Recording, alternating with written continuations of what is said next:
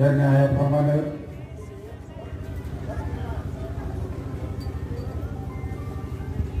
माझ्या जीवनातला एक एक पाऊल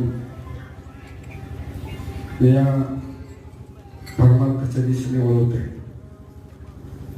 आणि म्हणून मला जाता जाता एकच सांगणार, करा तो एकची धर्मा